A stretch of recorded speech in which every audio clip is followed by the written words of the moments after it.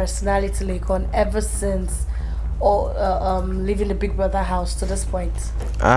Well, for me, the fan base has been strong, even right from the time that he's been in the house. He's one person that is very intelligent, he's smart. So I think this was what got a lot of people attached to him. Because like, yo, this boy is good, the way he dropped his bars, punchlines and everything. So I think that was what gave him bunch of the icons that he has now as his fan base.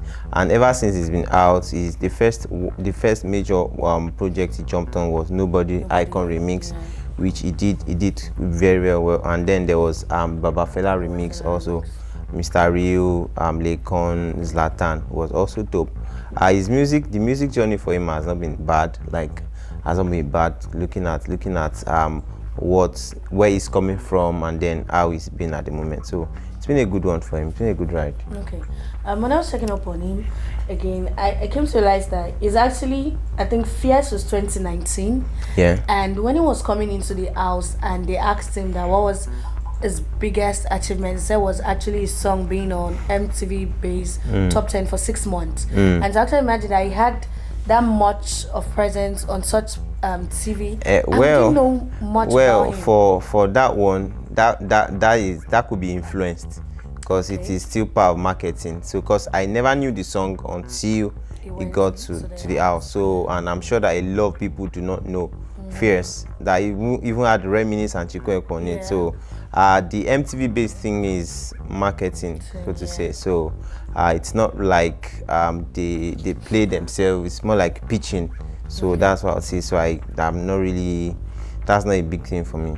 Not a big deal. Okay, what will you classify him? A rapper or a singer?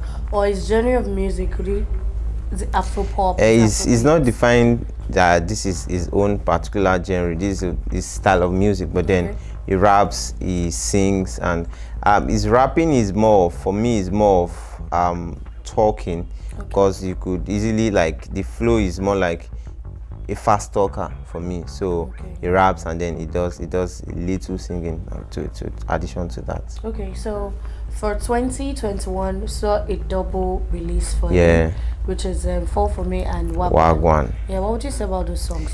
Yeah, well, they didn't do badly. They were average songs for me, because Wagwan was supposed to be a hit. Like, the vibe was cool, but then it faded off it faded off quickly. After a few weeks it dropped and then people moved on from it. The other song didn't even get as much. It didn't even get any buzz at all. So, but then it's not been a bad start for him, because a lot of up and coming artists too is always like this for them.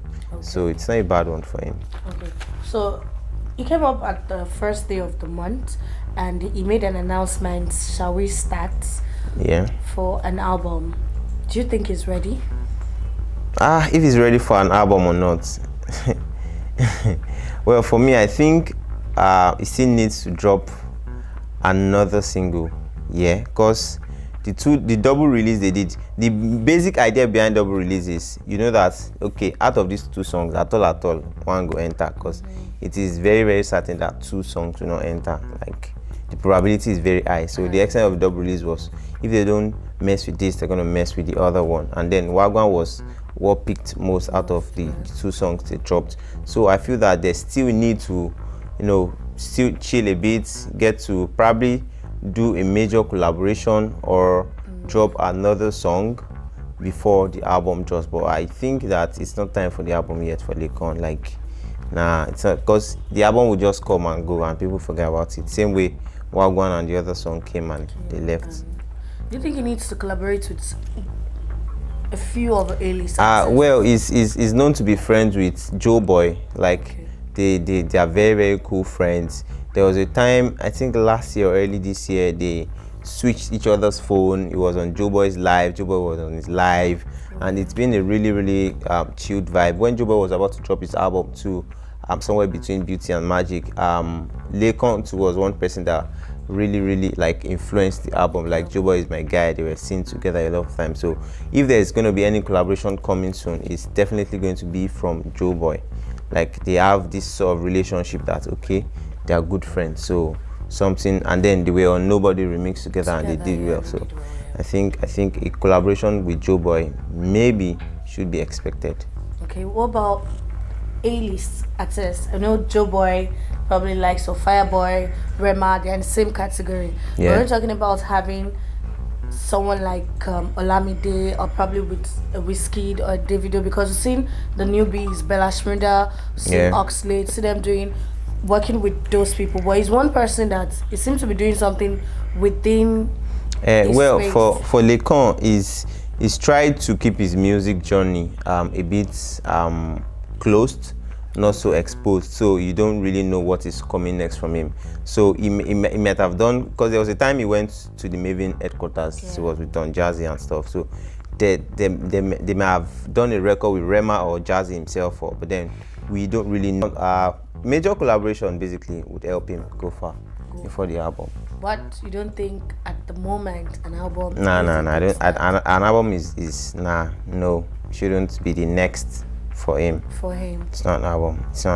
So what are you expecting? Okay, now he has come out to say an album is coming. So what's your expectation? Do you give him a chance of, okay, he might do well, or? I don't know. I have no words in regards to that. But for me, an album is not next for Laycon. Probably drop another single before the album. But most likely there's going to be a lead single before the album, since they saw how Wagwan and the other song did. So most definitely a song to drop before the album. Okay. And knowing he has a large fan base like icons behind him, so probably if you even drop something, do you think the fan base might be a way to push it?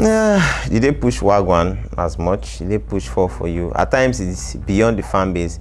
The kind of fans he has, all of them are not music listeners, so you can't say because of the fan base is so large, and then the music would also go as far as an FC or a 30B. You know that those ones are strictly music fan base, but his own fan base is beyond music. So the fan base, as they have a share to what they would do, but then it's still limited. Okay, and a close, still on fan base. You think Laycon has to now build a music fan base? Because I've said that an average person on the street of Lagos during Big Brother knows Laycon. Yeah. Pepper Seller knows there's somebody that is called Laycon because of the noise around him as at the time. Yeah. So now he's out of the house and another Big Brother is coming. Yeah. So there's a probability that if someone else comes in and everybody's screaming that person's name, their attention might be taken away. So do you think he needs to build a music fan base? Building a music fan base is just about dropping music that people like. When people like your music, they automatically becomes your fans. So it's for him to drop music that people resonate with, and then it's gonna get a fan out of him. Okay, that's a good one for a close. So drop good music, and definitely you're going to build your own fans or listeners. I mean, the sky is big, and I mean, very, very. Everybody can fly. So from Ife, he doesn't think an album is the next thing for Laycon. Yeah. But yeah, Laycon has said it's coming, and of course he got icons behind him. So we just hope it gives us something worth the wow, and we'll listen. Yeah, of course, it's Laycon. Okay, for myself and Ife, this is all we have for you today on this particular edition of Gusto Reaction. Of course, if you're new to this channel, please click on the subscribe button and also on the notification bell. So once we drop something here, you just get to see it like pam pam on your phone. But from us now, say bye.